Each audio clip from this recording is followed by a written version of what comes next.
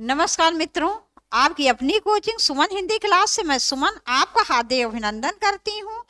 आज मैं LT grade TGT PGT GIC प्रवक्ता केवीएस एनपीएस बीपीएससी मुख्य रूप से एलटी ग्रेड तथा जीआईसी प्रवक्ता के लिए भक्ति काल का काल विभाजन लेकर आपके समक्ष उपस्थित हूँ।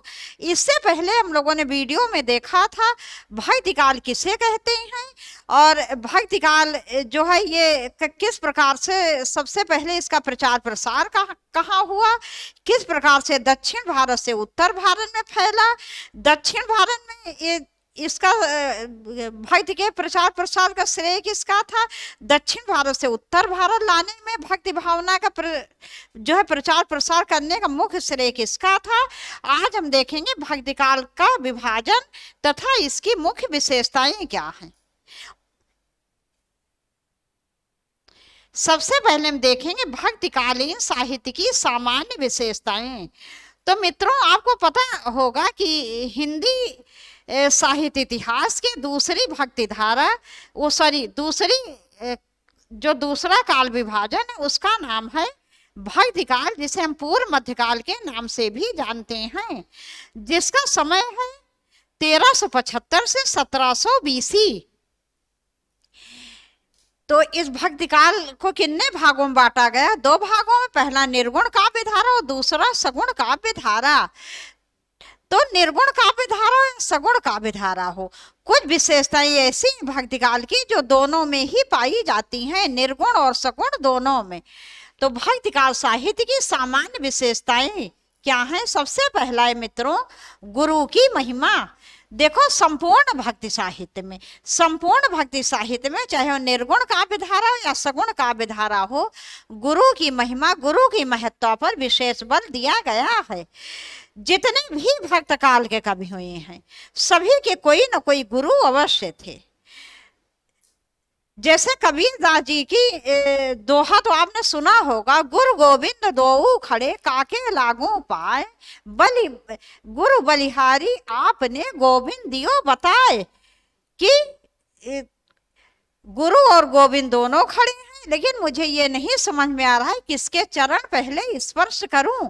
लेकिन अंत में उन्होंने ये विचार किया कि गुरु के चरण पहले स्पर्श करने चाहिए, क्योंकि गुरु ही गोविंद तक जाने का मार्ग बताते हैं।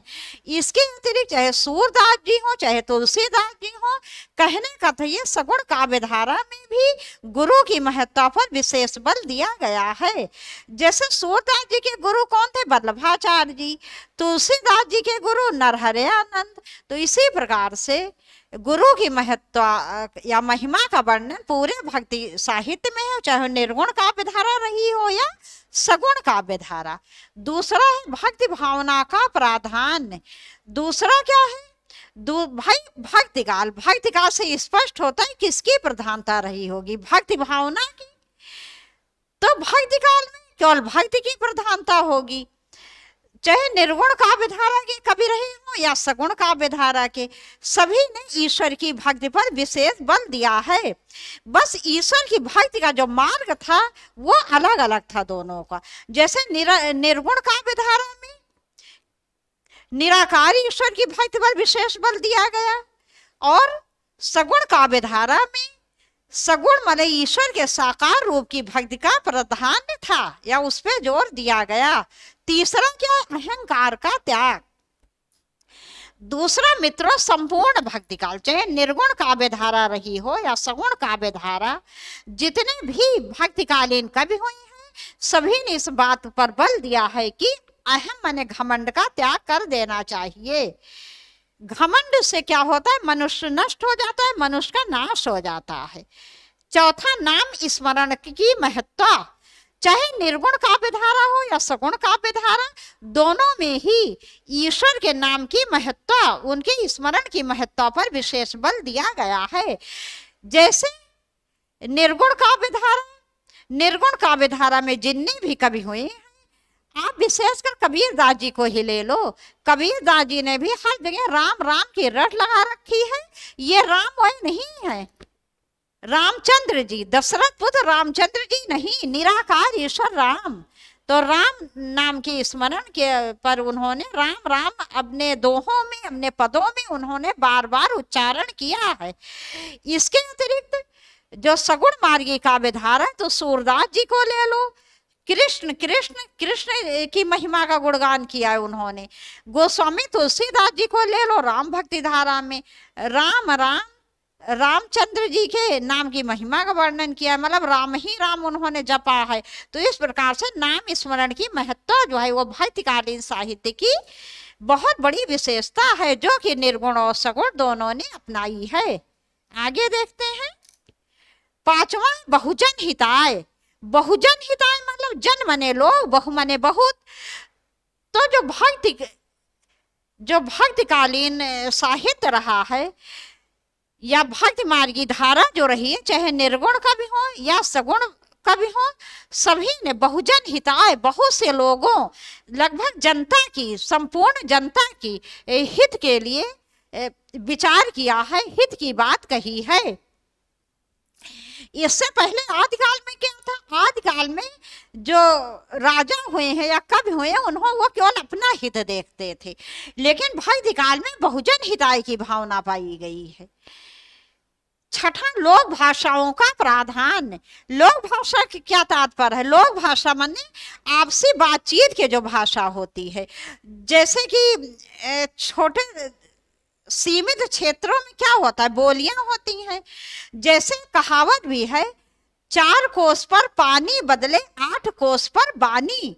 तो जो लोक भाषा थी, छोटे छोटे क्षेत्रों की जो बोलियां थी, उनमें भक्तिकाल के कवियों ने अपनी रचनाएं की हैं। मतलब जो साधारण जनता की बोली थी, जो साधारण जनता की भाषा थी, उसी में लोक भाषाओं में सभी लगभग सभी जितने भी भक्तिकालीन कवि हुए, चाहे निर्गुण काव्य धारा के रहे हो या सगुण काव्य धारा के रहे हों, उन्होंने अपनी रचनाएं की हैं। जैसे कबीरदास जी को ले लो, इन्होंने क्या किया, राजस्थानी, पंजाबी, बंगाली, इस प्रकार की, जैसे लोग क्या करते थे संत काव्य धारा, निर्गुण काव्य धारा के जिनने कवि हुए हैं, ये संत थे, तो ये लोग घुमक्कड़ प्रवृत्ति के थे, घूमा करते थे, घूम घूम कर लोगों को उपदेश देते थे। तो जैसे कबीरदास जी राजस्थानी, पंजाबी या बुंदेली, इस प्रकार की जिस क्षेत्र में चले जाते थे, उन्हीं की वही भाषा के टूटे फूटे शब्द अपना लेते थे, क्योंकि कबीरदास जी पढ़े लिखे नहीं थे। या और बहुत से कवियों को ले लो, दादू जी को ले लो, नानक जी को ले लो, तो इन सभी की जो लोक भाषाओं में रचना की, इसीलिए इनकी भाषा को क्या कहा गया, सतु कंकड़िया पंचमेर खिचड़ी। मतलब सभी छोटे छोटे क्षेत्रों की मिली जुली जो बोलियां थी, उसको मिलाकर इन लोगों ने रचनाएं की हैं।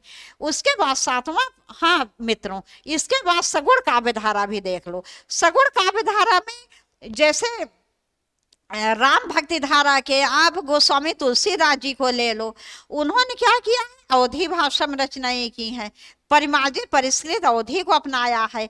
सूरदास जी को ले लो, जो कृष्ण भक्त कवि थे, तो इन्होंने भी लोक भाषा को अपनाया, किसको, ब्रज भाषा को। उसके बाद फिर सातवां पॉइंट है आपका समन्वयात्मकता, समन्वय की भावना पर, चाहे निर्गुण काव्य धारा के कवि रहे हो या सगुण काव्य धारा के, सभी ने विशेष बल दिया है। जैसे कबीरदास जी ने क्या कहा है, समन्वय की भावना अपनाई है। जाति पाति पूछे नहीं कोई, हरि को भजन सो हरि का होई। मतलब जाति पात, हिंदू मुसलमान, सबके भेद को त्याग दो, केवल ईश्वर के मार्ग, ईश्वर तक पहुंचने का मार्ग क्या है, सारे भोग विलास से दूर हो जाओ और जात पात का जो भेदभाव था उसका सबका विरोध करके समन्वय की भावना को अपनाया है। इसके अतिरिक्त सगुण मार्गी काव्य धारा में आप गोस्वामी तुलसीदास जी को ले लो, इन्होंने ज्ञान का भक्ति से, शैव का वैष्णव से और वैराग का संन्यास से सबका समन्वय किया है। मतलब सही माने में पूछो तो सच्चे मतलब सच्चे अर्थ में इन्हें भारतवर्ष का लोक नायक कहा जा सकता है। किसको? गोस्वामी तुलसीदास जी को, क्योंकि इन्होंने समन्वय की भावना पर विशेष बल दिया। कहने का अर्थ यह मित्रों, चाहे निर्गुण काव्य धारा के कवि रहे हो या सगुण काव्य धारा के, सभी ने जात पात याद के भेदभाव को भुलाकर समन्वय की भावना पर बल दिया है। 8वां पॉइंट है प्रबंधात्मक चरित काव्यों की रचना।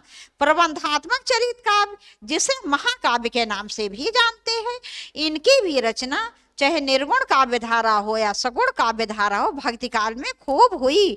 जैसे कि मलिक मोहम्मद जायसी का पद्मावत है या गोस्वामी तुलसीदास जी का रामचरितमानस। तो इस प्रकार से भक्ति काल की मुख्य विशेषताएं जो कि निर्गुण काव्य धारा और सगुण काव्य धारा दोनों में, ये आपने देख लिया। अब हम सॉरी बच्चों, सॉरी मित्रों, ये कभी ठंडा कभी यहाँ एसी चल रही, भी बाहर निकलेंगे तो बहुत गर्मी है, इसीलिए मुझे भी हल्का जुकाम हो गया है। तो आपने भक्ति काल की मुख्य विशेषताएं देख ली। अब हम देखेंगे भक्ति काल का विभाजन। तो भक्ति काल को मित्रों दो भागों में बांटा गया है। पहला निर्गुण का भक्ति धारा, दूसरा सगुण भक्ति धारा। पहला क्या है? पहला निर्गुण भक्ति धारा और दूसरा सगुण भक्ति धारा। तो इस प्रकार से भक्तिकालीन साहित्य का विभाजन दो भागों में हुआ है, निर्गुण भक्ति धारा, सगुण भक्ति धारा। निर्गुण भक्ति धारा में क्या? निराकार ईश्वर की उपासना की जाती थी, अर्थात निराकार ईश्वर या निराकार भक्ति का आशय ये है कि ईश्वर का रूप रंग आकार ये सब इन लोगों ने कुछ भी नहीं माना है। मतलब मूर्ति पूजा या भगवान के चित्र आदि का इन्होंने विरोध किया है। ईश्वर के साकार रूप सगुण रूप का इन्होंने विरोध किया है। किसने? निर्गुण काव्य धारा के कवियों ने। और इन निर्गुण काव्य धारा को दो भागों में बांटा गया। पहला ज्ञानाश्रयी शाखा, जिसका दूसरा नाम है संत काव्य धारा। दूसरा प्रेमाश्रयी शाखा, प्रेम काव्य परंपरा। तो ज्ञानाश्रयी शाखा संत काव्य परंपरा के मुख्य कवि कौन कौन से हैं? जैसे कबीर दास जी का नाम सर्वोपरि है। इसके अतिरिक्त दादू जी हो गए, मलूक दास हो गए, नानक जी हो गए, सुंदर दास, इस प्रकार के बहुत से कवि हुए हैं, रैदास जी। तो ये लोग ज्ञानाश्रयी शाखा या संत काव्य धारा के कवि हैं। इसमें इन्होंने ज्ञान और योग पर विशेष बल दिया है। माने ईश्वर प्राप्ति का कैसे हो सकती है? ज्ञान के द्वारा और योग के द्वारा। और इन्होंने आत्मा को एक तरह से पत्नी और ईश्वर को पति माना है। जब व्यक्ति जो है सारे भोग विलास मोह माया सब को त्याग कर एकाग्र चित्त से ईश्वर का ध्यान करता है, और वो उसमें भी योग का बहुत महत्वपूर्ण स्थान है। तो जब वो पूरी तरह से संसार की बुराइयों से भोग विलास माया आदि से दूर हो जाता है, तब उसकी आत्मा परमात्मा में लीन हो जाती है। तो आत्मा को इन लोगों ने पत्नी और ईश्वर को पति के रूप में स्वीकार किया है। किसने? ज्ञानाश्रयी शाखा संत काव्य परंपरा के कवियों ने। फिर दूसरा प्रेमाश्रयी शाखा, प्रेम काव्य परंपरा, और इसका एक नाम है सूफी काव्य धारा। सूफी काव्य धारा, प्रेम काव्य धारा या सूफी काव्य धारा। सूफी काव्य धारा,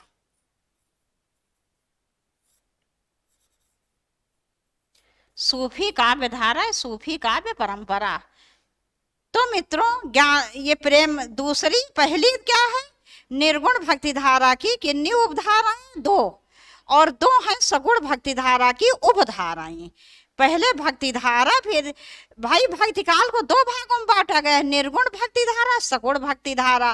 फिर निर्गुण भक्ति धारा की उपधाराएं कितनी? दो, ज्ञानाश्रयी शाखा जिसका दूसरा नाम है संत काव्य परंपरा, और दूसरा है प्रेमाश्रयी शाखा जिसका दूसरा नाम है प्रेम काव्य परंपरा या सूफी काव्य धारा। उसके बाद फिर सगुण भक्ति धारा की उपधाराएं कितनी? दो हैं। पहला रामाश्रयी शाखा जिसका एक नाम है राम भक्ति काव्य परंपरा, और दूसरा कृष्णाश्रयी शाखा कृष्ण भक्ति काव्य परंपरा। तो ज्ञानाश्रयी शाखा संत काव्य परंपरा के मुख्य कवियों के बारे में कुछ मैंने बता दिया है, आगे हम इसको भी विस्तार से देखते हैं। फिर प्रेमाश्रयी शाखा प्रेम काव्य परंपरा या सूफी काव्य धारा के में क्या है, इसकी विशेषता क्या है? इसकी मित्रों मुख्य विशेषता यह है कि इसमें लगभग सभी कवि सूफी काव्य धारा या प्रेमाश्रयी काव्य धारा में मुसलमान हुए हैं, जिसमें से मलिक मोहम्मद जायसी जी का स्थान जो है वो सर्वोपरि है। इसके देख कुतुबन, मंझन, नूर मोहम्मद, ये सभी अन्य भी असाई तो ये सब कुछ अन्य कवि हुए हैं। तो सूफी काव्यधारा प्रेमाश्रयी काव्यधारा की सबसे पहले कवि हैं मुल्ला दाऊद। सूफी काव्यधारा प्रेमाश्रयी काव्यधारा सबसे पहले कवि का क्या नाम है? मुल्ला दाऊद। और इसकी सबसे पहली रचना है चंदायन। क्या? चंदायन। और सबसे बड़े या श्रेष्ठ कवि हुए हैं मलिक मोहम्मद जायसी, जिन्होंने कई रचनाएं की हैं। पद्मावत, अखरावट, आखिरी कलाम, कहरनामा, मसलनामा, कान्हावत, जिसमें पद्मावत का स्थान सर्वोपरि है। और मित्रों सूफी काव्य धारा प्रेमाश्रयी धारा के लगभग जितने भी कवि हुए हैं सभी ने अधिकतर एकाध को छोड़कर लगभग सभी ने ग्रामीण ठेठ अवधी भाषा को अपनाया है। मलिक मोहम्मद जायसी जी सर्वश्रेष्ठ कवि हुए सूफी काव्य धारा की, जिनकी सबसे प्रमुख रचना है पद्मावत। उसके बाद इसको हम आगे विस्तार से देखेंगे जब हम प्रेमाश्रयी या सूफी काव्य धारा के विषय में पढ़ेंगे। उसके बाद सगुण भक्ति धारा, इसकी भी दो धाराएं हैं। पहला रामाश्रयी शाखा राम भक्ति काव्य परंपरा, दूसरी कृष्णाश्रयी शाखा या कृष्ण भक्ति काव्य परंपरा। रामाश्रयी शाखा या राम भक्ति काव्य परंपरा के जो मुख्य कवि हुए हैं सबने किसकी उपासना की? भगवान राम की। और लगभग सभी की भक्ति भावना दास से भाव की थी। कौन सी भावना थी? दास से भाव की। अधिकतर राम भक्त कवियों ने अपने आप को राम का दास माना है। तो इसका शुभारंभ तो होता है एक तरह से देखा जाए तो मोटे तौर पर रामानंद जी से। इसके अतिरिक्त अग्रदास, नाभादास, केशव दास जो हैं ये सभी राम भक्ति धारा के कवि हैं। लेकिन रामाश्रयी शाखा राम भक्ति काव्य धारा में जो सबसे प्रमुख स्थान है वो है मित्रों गोस्वामी तुलसीदास जी का। किसका? गोस्वामी तुलसीदास जी का। तो गोस्वामी तुलसीदास जी के प्रामाणिक ग्रंथों की संख्या 12 है, जिसमें उनकी कीर्ति का सबसे मुख्य आधार क्या? रामचरितमानस। रामचरितमानस महाकाव्य प्रबंध काव्य की श्रेणी में आता है, जिसकी रचना इन्होंने परिमार्जित परिष्कृत अवधि में किया है। इसमें भगवान राम के मतलब जन्म से लेकर और अंत तक का वर्णन है। उसके बाद कृष्णाश्रयी शाखा। कृष्णाश्रयी शाखा के सबसे प्रमुख कवि जो हैं वो सूरदास जी हुए हैं। कृष्ण भक्ति धारा के बहुत से कवि हैं, जैसे सूरदास जी हो गए, रसखान, रहीम, नंददास, मीराबाई, बहुत से कवि हुए हैं। लेकिन जो सबसे बड़े कवि हैं वो हैं सूरदास जी। सूरदास जी की भक्ति किस भाव की थी? सख्य भाव की थी। इन्होंने अपने आप को भगवान का सखाया मित्र बताया है। वैसे तो रसखान भी बहुत बड़े कवि हुए हैं, जैसा कि भारतेंदु हरिश्चंद्र जी ने रसखान जी के ऊपर यह पंक्तियां कही हैं। इन मुसलमान हरिजनन पर कोटिक हिंदू वारिये। इन मुसलमान हरिजनन पर कोटिक हिंदू वारिये। जैसा रसखान जी क्या थे? मुसलमान थे, लेकिन मुसलमान होकर भी ये भगवान श्री कृष्ण के बहुत बड़े भक्त हुए हैं। तभी तो भारतेंदु हरिश्चंद्र जी ने इनके ऊपर यह पंक्तियां कही हैं कि ऐसे मुसलमान हरिजन कृष्ण भक्त कवियों पर करोड़ों हिंदू न्यौछावर किए जा सकते हैं। करोड़ों हिंदू मिलकर इतने ज्यादा कृष्ण भक्त नहीं हो सकते जितने कि अकेले रसखान जी थे। इसके अतिरिक्त रहीमदास जी, तो ये सभी बहुत से कवि हुए हैं कृष्ण भक्ति धारा के, जिसमें कि सूरदास जी का नाम सर्वोपरि है। इसके अतिरिक्त ये मित्रों जो है, सूरदास जी के गुरु का क्या नाम था? सूरदास जी के गुरु का नाम था वल्लभाचार्य जी। और वल्लभाचार्य जी के मित्र, वो सॉरी, वल्लभाचार्य जी के पुत्र कौन थे? विठल नाथ जी। सूरदास जी के गुरु का क्या नाम था? वल्लभाचार्य जी। गुरु शिष्य संबंध भी आपके यहाँ खूब पूछे जाते हैं। गुरु शिष्य संबंध मैंने वीडियो डाला भी है, तो आप लोग देखिएगा। तो सूरदास जी के गुरु का नाम था वल्लभाचार्य जी। वल्लभाचार्य जी के पुत्र का क्या नाम था? विठल नाथ जी। तो विठल नाथ जी ने 1565 ईस्वी में अष्टछाप की स्थापना की थी। ये प्रश्न मित्रों बहुत महत्वपूर्ण है, बहुत बार परीक्षाओं में पूछा गया था कि अष्टछाप की स्थापना किसने की? तो विठल नाथ जी ने की थी। कब की थी? 1565 ईस्वी में। इसका सन भी बहुत पूछा जाता है। अष्ट माने क्या होता है? 8। तो इसमें 8 कृष्ण भक्त कवि सम्मिलित हैं, जिसमें से ऊपर के 4 वल्लभाचार्य जी के शिष्य थे और नीचे के 4 विठल नाथ जी के शिष्य थे, जिनके नाम है सूरदास, कुंभन दास, कृष्णदास, परमानंद दास, गोविंद स्वामी, छीत स्वामी, नंददास, चतुर्भुज दास। तो इस प्रकार से कृष्ण भक्त कवियों में बहुत से कृष्ण भक्त कवि हुए हैं। आगे देखते हैं। लेकिन सबसे पहले मित्रों हम लोग पढ़ेंगे ज्ञानाश्रय संत काव्य परंपरा के बारे में। इनके सब के बारे में हम लोग विस्तार से पढ़ेंगे। इतनी मुख्य चीजें मैंने बता दी। तो सबसे पहले हम देखेंगे ज्ञानाश्रय शाखा संत काव्य परंपरा की विशेषताएं। पहले जो आपने देखे तो देखी थी हमने भक्ति काल की विशेषताएं। अब हम देखेंगे संत काव्य धारा, ज्ञानाश्रय काव्य धारा की प्रमुख विशेषताएं। पहला क्या? गुरु की महत्ता का प्रतिपादन। तो ये मित्रों निर्गुण संत काव्य धारा की मुख्य विशेषता है और पूरे भक्ति काल की भी ये मुख्य विशेषता है, गुरु की महत्ता का प्रतिपादन। गुरु की महत्ता पर निर्गुण काव्य धारा में भी और इससे पहले पूरे भक्ति काल में भी विशेष बल दिया गया है। दूसरा क्या? निर्गुण ब्रह्म की उपासना। निर्गुण ब्रह्म की उपासना, ध्यान दीजिएगा, निर्गुण ब्रह्म की उपासना किसमें होगी? संत काव्य धारा, ज्ञानाश्रय काव्य धारा में। ये बिल्कुल भी सगुण में नहीं पाई जाएगी। सगुण में ये विशेषता बिल्कुल भी नहीं पाई जाएगी। निर्गुण काव्य धारा में ज्ञानाश्रय संत काव्य धारा या प्रेमाश्रय काव्य धारा में विशेषता पाई जाती है, लेकिन सगुण मार्गी काव्य धारा में विशेषता बिल्कुल भी नहीं पाई जाएगी। इसमें मूर्ति पूजा, भगवान के जो है वो तस्वीर या चित्र वगैरह का बिल्कुल विरोध किया गया है। निराकार ईश्वर की उपासना की गई है। माने इसके अनुसार ईश्वर का कोई रूप रंग आकार नहीं हो सकता है। जो इसका ध्यान करता है, जो इसकी भक्ति करता है, वही इसके सुख को समझ सकता है, कोई अन्य व्यक्ति नहीं समझ सकता है। जैसे कोई गूंगा जब कोई मीठा फल खा लेता है तो वो केवल उसका अनुभव तो कर सकता है, लेकिन व्यक्त नहीं कर सकता है वाणी के द्वारा। इसी प्रकार से निर्गुण ब्रह्म की उपासना है। इसको स्वयं तो कर सकता है व्यक्ति, लेकिन उसको वाणी से व्यक्त नहीं कर सकता है, क्योंकि उसका कोई रूप रंग आकार होता ही नहीं, तो वाणी से व्यक्त कैसे करेगा? तो यह है निर्गुण ब्रह्म की उपासना की दूसरी विशेषता। तीसरी, ज्ञान और प्रेम पर बल।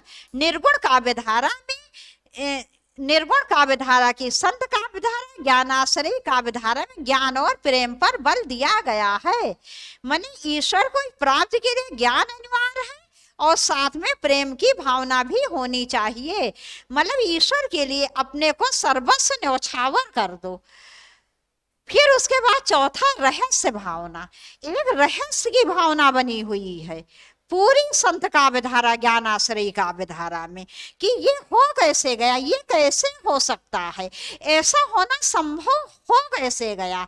जैसे कि कबीरदास जी ने क्या लिखा है, पहले पूत बाद भई माई। दुनिया जानती है कि पहले माता आती फिर पुत्र आता है, लेकिन कबीरदास जी क्या लिखते हैं, पहले पूत बाद भई माई। तो क्या है? एक रहस्य की भावना बनी हुई है।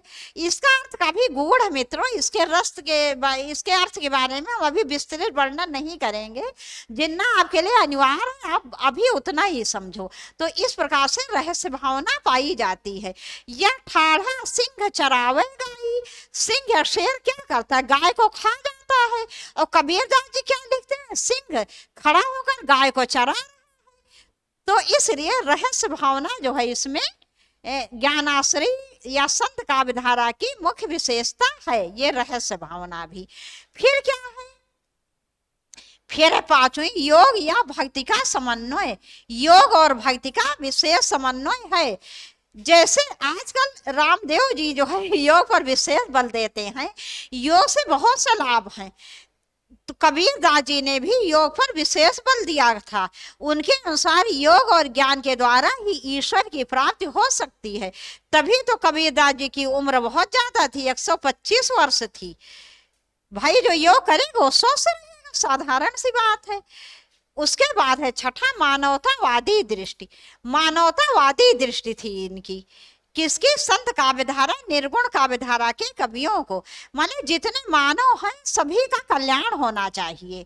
इन्होंने मानवता के लिए बहुत से उपदेश दिए हैं। जैसे कबीरदास जी समाज सुधारक पहले थे, संतया कवि बाद में थे। तो चाहे नानक जी रहे हुए, कबीरदास जी रहे हों, या दादू जी रहे हों, मलूकदास जी, सुंदरदास जी, सभी का दृष्टिकोण क्या था, मानवतावादी था, मानवों की भलाई था। फिर उसके बाद सातवां बाह्य आडंबरों का विरोध। इन सभी ने जात पात वर्ण व्यवस्था, बाहरी आडंबरों, मूर्ति पूजा आदि का खंडन किया है। जैसे कबीरदास जी ने क्या कहा है, घर की चकिया कोई ना पूजे, पाथर पूजन जाए। क्या कहा है, पाथर पूजन जाए, घर की चकिया कोई ना पीसे, जाको पीसे खाए। मतलब जिसको पहले इस तरह चक्की नहीं थी, शुरू में लोग घर में गेहूं वगैरह पीस के रोटी बना के खाते थे पहले समय, पुराने समय में। तो कबीरदास जी के अनुसार ये मूर्ति पूजन नहीं करना चाहिए, घर की चक्की को ही पूजा करनी चाहिए, जिसको पीसने से आटा निकलता है गेहूं से, और फिर उससे हम लोग रोटी बनाकर भोजन करते हैं, पेट भरते हैं। तो इस प्रकार से इन लोगों ने बाह्य आडंबरों का विरोध किया है। फिर आठवां क्या, हिंदू मुस्लिम एकता पर बल। हिंदू मुस्लिम एकता पर कबीरदास जी ने विशेष बल दिया है। कबीरदास जी का कहना क्या था कि सभी जितने भी मनुष्य हैं सब एक ही ईश्वर की संतान है। हिंदू मुस्लिम भेदभाव को भुला देना चाहिए। फिर छुआछूत तथा वर्ण व्यवस्था का विरोध। छुआछूत, जाति पात, इसका सबका निराकार या संत मतलब ज्ञानाश्रयी शाखा या संत काव्य परंपरा जिनने कभी हुए हैं, छुआछूत तथा वर्ण व्यवस्था के लोग इन सब ने विरोध किया है। माने कोई ब्राह्मण क्षत्रिय वैश्य शूद्र नहीं है, सब ईश्वर के जन है, ईश्वर की संतान है, ऐसा इन लोगों का मानना था। दूसरा क्या, अनुभूति की प्रामाणिकता। भाई ज्ञान के द्वारा, योग के द्वारा ईश्वर की प्राप्ति का अनुभव करते थे। तो इस काव्यधारा में अनुभूति की विशेष प्रधानता है। मतलब ईश्वर को अनुभव किया जा सकता है, कैसे, योग के द्वारा, ज्ञान के द्वारा। तो इस तरह से ज्ञान और योग के द्वारा जो अनुभूति की जो प्रधानता है वो निर्गुण या संत काव्यधारा की मुख्य विशेषता है। फिर 11 नंबर समानता पर बल। इन लोगों ने जाति पात के भेदभाव को, जाति पात के भेदभाव, ऊंच नीच, धनी निर्धन सब समान है, सब समान है। भोग, इनका कहना क्या था, भोग विलास मोह माया को सबको त्याग कर ज्ञान से, ज्ञान और भक्ति से ईश्वर की प्राप्ति हो सकती है। तो इस प्रकार से सभी ने समानता पर विशेष बल दिया। उसके बाद क्या है, 12 नंबर लोक भाषा या सदुकंकड़ी भाषा का प्रयोग। तो ये संत कवि थे, संत थे ये सभी, संत काव्यधारा ज्ञानाश्रयी काव्यधारा के कवि। तो ये सब क्या करते थे, घूमते रहते थे, घूम घूम कर लोगों को उपदेश देते थे, समाज को सुधारने का प्रयास करते थे। तो जैसे राजस्थान पहुंच गए तो राजस्थानी भाषा के बोली के कुछ ले लिए, कुछ शब्द इन्होंने राजस्थानी भाषाओं के ले लिए, चाहे वो मेवाती हो, हाड़ौती हो, मारवाड़ी हो, जयपुरी हो, जहां भी चले गए जिस स्थान पर वहां के कुछ शब्द ले लिए। हरियाणा चले गए, हरियाणा में कुछ शब्द ले लिए, ठीक है। उसके बाद घूमते घूमते पंजाब चले गए तो पंजाबी के कुछ शब्द ले लिए। फिर उसके बाद घूमते घूमते बंगाल चले गए, वहां के कुछ शब्द ले लिए। कहने का थी घुमक्कड़ प्रवृत्ति के थे, घूमते रहते थे, लोगों को उपदेश देते रहते थे, तो जो लोक भाषा माने जो लोगों की भाषा थी बोलचाल की, इनके थोड़े थोड़े शब्दों को ये ग्रहण करते थे। तो इस प्रकार से इनकी भाषा लोक भाषा लोगों में प्रचलित या साधु कंकड़ी माने मिली जुली भाषा या पंचमेल खिचड़ी थी। तो इस प्रकार से लोक भाषा साधु कंकड़ी भाषा का संत काव्यधारा ज्ञानाश्रयी काव्यधारा के कवियों ने प्रयोग किया है। तो ये रही संत काव्यधारा या ज्ञानाश्रयी काव्यधारा की प्रमुख विशेषताएं। आगे देखते हैं। अब देखेंगे भक्ति काल निर्गुण ज्ञानाश्रयी संत काव्य परंपरा के प्रमुख कवि। सबसे पहले क्या आती है? निर्गुण काव्यधारा। तो निर्गुण काव्यधारा कितने भेद है? दो, ज्ञानाश्रयी या संत काव्यधारा, दूसरी प्रेमाश्रयी या सूफी काव्यधारा। तो सबसे पहले हम भक्ति का निर्गुण या ज्ञानाश्रयी काव्यधारा की हम लोगों ने विशेषताएं देखी। अब हम देखेंगे संत काव्य परंपरा के प्रमुख कवि कौन कौन से हैं। तो हम क्या देखेंगे? संत काव्य परंपरा या निर्गुण काव्यधारा की ज्ञानाश्रयी शाखा के प्रमुख कवियों के नाम। तो ये इस प्रकार से हैं। कबीर, तो ज्ञानाश्रयी या संत काव्यधारा के कवियों में कबीर का स्थान जो है वो क्या है? सर्वोपरि है। कबीर दास जी सर्वोपरि हैं। फिर धर्मदास, फिर नानक देव, सुंदरदास, हरिदास निरंजनी, रज्जब, गुरु अंगद, दादू दयाल, रामदास, मलूक दास, अर्जुन दास। तो कौन कौन से हैं ये? सभी किसके? ज्ञानाश्रयी या संत काव्यधारा के प्रमुख कवि। कबीर, धर्मदास, रैदास, सुंदरदास, नानक देव, रज्जब, हरिदास निरंजनी, गुरु अंगद, दादू दयाल, रामदास, मलूक दास, अर्जुन देव। ये सभी कौन सी धारा के कवि हैं? निर्गुण काव्यधारा की ज्ञानाश्रयी या संत काव्यधारा के प्रमुख कवि हैं ये सब। आगे देखते हैं। लालदास, संत भीषण, सींगा, संत सदना, बाबालाल, संत बेनी, वीरभान, संत पीपा, निपट निरंजनी, संत धन्ना, शेख फरीद। कौन कौन? लालदास, संत भीषण, सींगा, संत सदना, बाबालाल, संत बेनी, वीरभान, संत पीपा, निपट निरंजनी, संत धन्ना, शेख फरीद। तो ये सभी संत काव्यधारा यानी कि निर्गुण या ज्ञानाश्रयी काव्यधारा के प्रमुख कवि थे। तो मित्रों, संत काव्यधारा निर्गुण काव्यधारा के सबसे बड़े या मुख्य कवि कौन है? कबीरदास जी। तो कल हम देखेंगे कबीरदास जी के विषय में विस्तार से। तो कल हम लोग पढ़ेंगे कबीरदास जी के विषय में विस्तार से। मित्रों, मेरी ऑफलाइन कोचिंग काका देव कानपुर आशीष गार्डन गेस्ट हाउस के बगल में है। यहाँ किसी भी प्रकार की कोई भी प्रतियोगी परीक्षा हो, सबके लिए हिंदी विषय मतलब वो हिंदी विषय पढ़ाई की क्लास होती है। तो किसी भी प्रतियोगी परीक्षा के लिए यदि किसी को भी हिंदी पढ़नी हो तो यहाँ क्लास ज्वाइन कर सकता है।